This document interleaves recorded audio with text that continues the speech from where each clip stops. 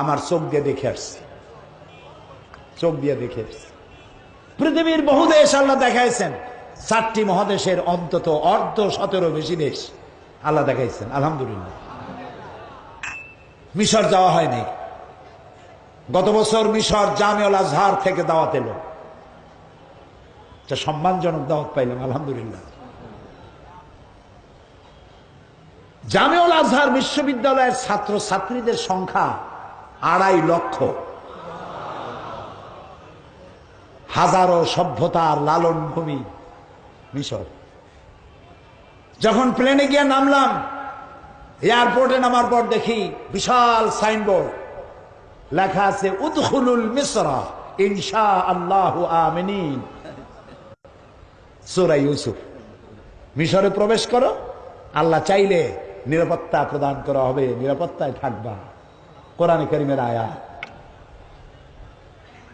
আমার সফর ছিল 5 দিন। আমি ওদেরকে বলে দিলাম যে আমারে শুধু একটু ঘুমাবার সময় দিও রাত্রে, আর যত পারো আবার আসতে পারবো কিনা জানি না, তবে মিশরের উল্লেখযোগ্য জায়গাগুলি সব দেখাইতে হবে। এটা মুসা আলাইহিস সালামের দেশ, ইউসুফ আলাইহিস সালামের দেশ, ইলিয়াস আলাইহিস সালামের দেশ, সালেহ আলাইহিস সালামের দেশ, হারুন আলাইহিস সালামের দেশ, হযরত লোকমানের দেশ, ইব্রাহিম আলাইহিস সালামের শ্বশুর বাড়ি। সুবহানাল্লাহ। আল্লাহ তাআলা দয়া করে নিলেন, আর আমি যে দেখি সব প্রোগ্রাম বানানো। প্রথম দিনেই আমাকে নেওয়া হলো জামিউল আজহারে। সেখানে ঢোকার আগেই এক মাজার পেলাম।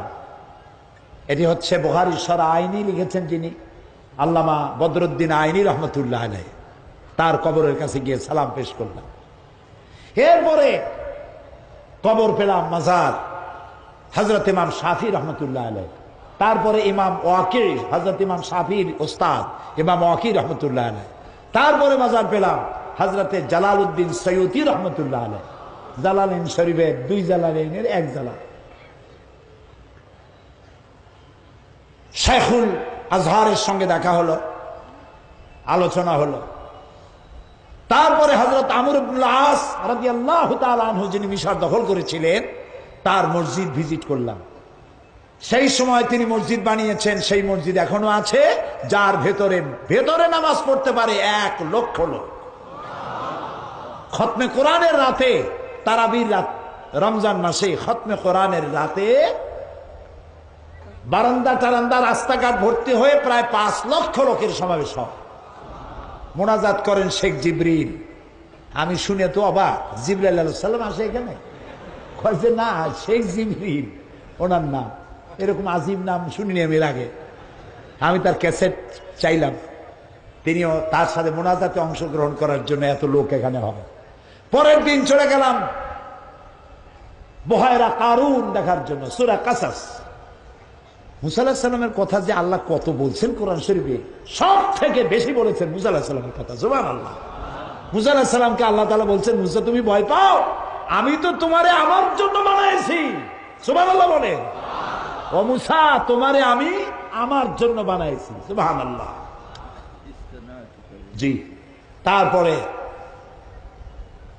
বুহায়রা কারুন, কারুনের বাড়ি ঘর যেখানে ছিল, মুসা আলাইহিস সালামের উপর তহমাত দিয়েছিল, যাকাত দিতে রাজি হয় নাই, আল্লাহরে মানতে রাজি হয় নাই, আল্লাহ গজব দিলেন। ওর সম্পদ ছিল কত? কোরআন শরীফ বলছে যে তার সম্পদের যেসব সিন্ধুকের সম্পদ ছিল, ওই সম্পদের চাবি বহন করত শক্তিশালী বহু লোক, অনেক উট এই চাবিগুলি বহন করত। আর সম্পদ ছিল যে এরিয়া নিয়া, সেটা ছিল 54,000 একর জমি। 54,000 একর। এই 54,000 একর জমিন আল্লাহ তাআলা গজব দিলেন, ধসাই দিলেন। সেইখানে গিয়ে দাঁড়ালাম, আল্লাহর গজবের নিদর্শন দেখলাম। শুধু পানি আর পানি, সমুদ্রের মতো, সামনে ডানে বামে কিচ্ছু দেখা যায় না, শুধু পানি আর পানি। আল্লাহ আছেন না? আছেন না? সুবহানাল্লাহ। চোখে দেখে আসছি। এরপরে পরের দিন আমার প্রোগ্রাম হলো তুরে সায়না। মুসা আলাইহিস সালামের সাথে আল্লাহ যেখানে কথা বলছে, আল্লাহু আকবার। জীবনের বড় স্বাদ ছিল, আল্লাহ কথা বলছেন যেই জায়গায়, সেই জায়গাটা দেখা। আল্লাহ দয়া করে নিয়ে গেলেন। এটা কায়রো থেকে প্রায় 500 কিলোমিটার দূরে। সকালবেলায় নাস্তা করি, নাস্তা সাথে নিয়ে রওনা করলাম সুয়েজ খালের তলা দিয়া। জোহরের রক্তে পৌঁছে গেছি তুরে সাইনা। সাইন দেখা গেল তুরে সাইনা শুরু হয়েছে। আমার মনে পড়ল মুসা আলাইহিস সালাম যখন মাদায়েন থেকে ফিরেছিলেন 10 বছর পর, শোয়েব আলাইহিস সালামের মেয়েকে বিয়ে করলেন। লম্বা ঘটনা, গল্প না, কোরআন। গল্প, কোরআন। বউ বাচ্চা নিয়ে এসেছেন, রাতের বেলায় পথ হারায় ফেলেছেন। তুরে সাইনা এসে পথ হারায় ফেলেছেন। প্রচন্ড ঠান্ডা, যাবেন কই? হঠাৎ দেখলেন দূরে একটা গাছে আগুন জ্বলে। فقال لأهلهم كثوا إني آنست نارا لعلي آتيكم منها بقبس أو أجد على النار هدى। পরিবারকে বলল তোমরা এখানে বসো, ওই যে আগুন দেখা যায়, আমি আগুনের কাছে যাই, ওখান থেকে যদি আগুন পাই তাহলে আগুন নিয়ে আসবো, আগুন সামনে নিয়ে তোমরা শীত নিবারণ করতে পারবা, অথবা এই আগুনের সাহায্যে আমরা কোনো রাস্তা পেয়ে যাবো।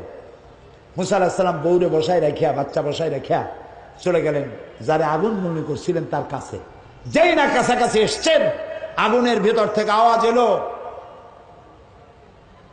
ফালাম্মা আতাহা নুদিয়া ইয়া মূসা ইন্নী আনা রাব্বুক। ও মূসা, এটা আগুন টাগুন কিছু না, আমি তোমার আল্লাহ।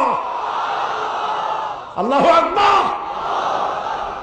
ফাখলা'না আলাইক, জুতা খোলো, জুতা খোলো। ইন্নাকা বিল ওয়াদিল মুকাদ্দাসি তুওয়া, তুমি পবিত্র ওয়াদিতে আসছো। দুই পাহাড়ের মাঝখানে ঢালু জায়গাকে আরবিতে ওয়াদি বলা হয়, বাংলায় উপত্যকা বলা হয়। আমরা জুতো আগেই খুলে ফেলাইছি, আয়াত মনে পড়ছে। ফাখলা'না আলাইক, জুতা খোলো, পবিত্র ওয়াদিতে আসছো। মুসা আলাইহিস সালাম কাছে চলে গেলেন। আওয়াজ এলো, ইন্নানি আনাল্লাহ, নিশ্চয়ই আমি আল্লাহ। লা ইলাহা ইল্লা আনা, আমি ছাড়া কেউ নাই। ফাবুদনি, আমার দাসত্ব করো। ওয়াকিমিস সালাতা লিযিকরি, আর আমার শরণার্থে নামাজ কায়েম করো। সেই গাছটার কাছে গেলাম। গাছ একটা আছে, কিন্তু আমি বিশ্বাস করতে পারলাম না যে ওই গাছটাই। আল্লাহ তাআলা খুব ভালো জানে। ওই গাছের মধ্যে দেখলাম চিঠিপত্র রেখে আসছে মানুষের আল্লাহর কাছে। ওখানে ইহুদিরা যায়। মুসা আলাইহিস সালাম তো ইহুদিদের নবী ছিলেন। খ্রিস্টান যায়, ইহুদি যায়, মুসলমান যায়। পাশাপাশি একটা মসজিদ আর একটা গির্জা একদম গায়ে লাগে। শত শত বাস যাচ্ছে, মানুষ গড়িয়া সমানে। পাশেই তুরে সায়না, তুর পাহাড়। ওইখানে 40 দিন ইতিকাফ করেছিলেন মুসা আলাইহিস সালাম। 40 দিন পরে তাওরাত পেলেন। পাহাড় এত উঁচা, পাহাড়ের উপরে উঠলে মেঘ থাকে নিচে। এই পাহাড়ে তিনি 40 দিন ইতিকাফ করেছিলেন। এই জায়গায় আল্লাহ যেখানে কথা বলেছিলেন দেখে জীবন ধন্য হলো, চক্ষু শীতল হলো। ফিরে এলাম কায়রোতে। এরপর পরের দিন সাথীদের বললাম এবার শয়তান দেখব। বুঝছেন তো, বড় শয়তান। মুসা আলাইহিস সালাম রে এত জ্বালাইছে, এই শয়তানটারে দেখা দরকার।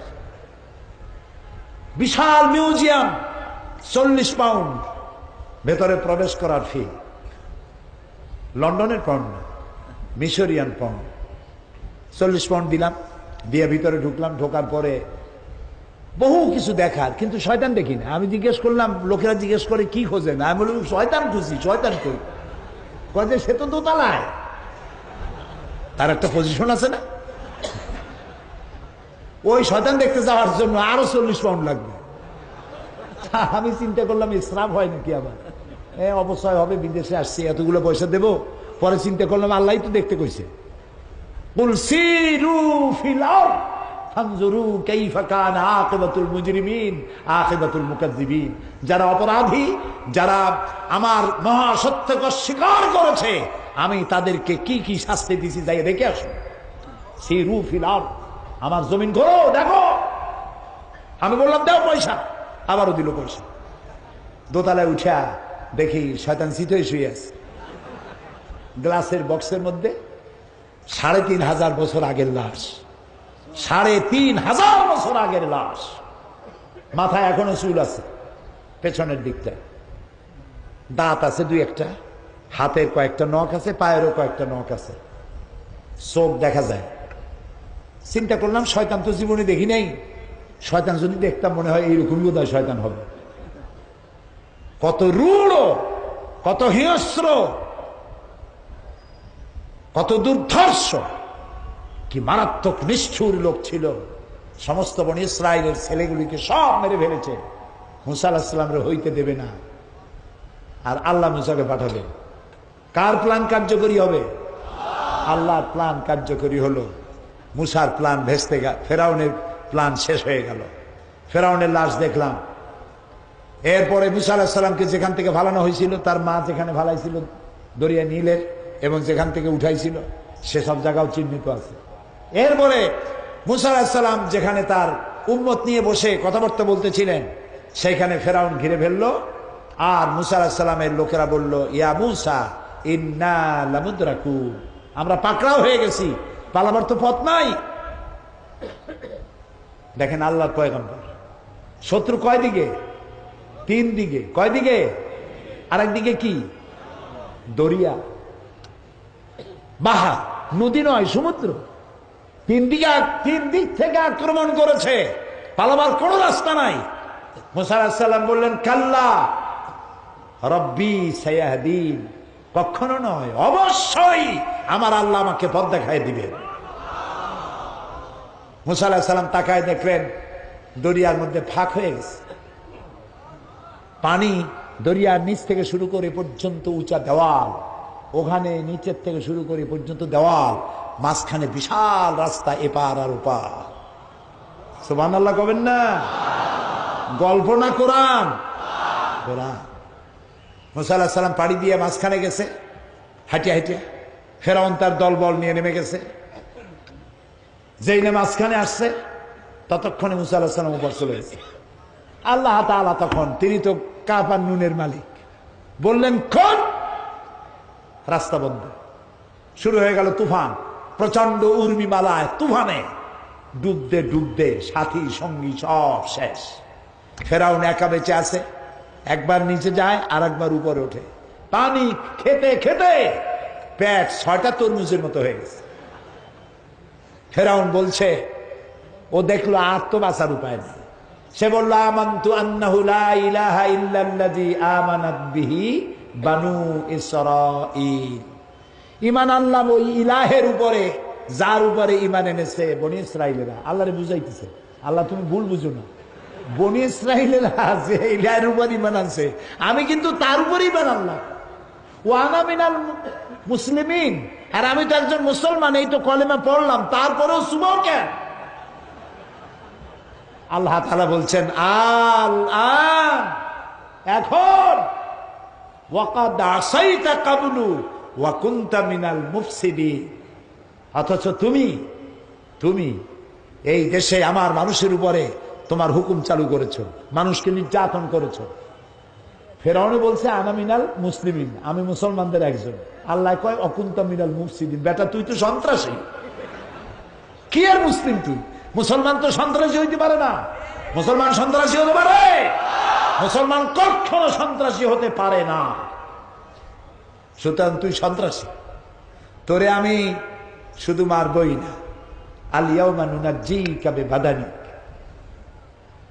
শুধু মারবই না, তোর মৃত্যুর পরে পানি তোর বডিকে বাঁচাবে না, জলচর প্রাণী তোর শরীর খাবে না, মাটিতে পচবে না, গলবে না, আমি তোর শরীরকে শুটকি বানাইয়া রাখবো কিয়ামত পর্যন্ত। এই পৃথিবীতে যত জালিম আর স্বৈরাচার আসবে, তোরে দেখে যেন তারা দৃষ্টান্ত শিক্ষা নিতে পারে। আল্লাহ তাআলা রেখে দিয়েছেন ৩,৫০০ বছর ধরে।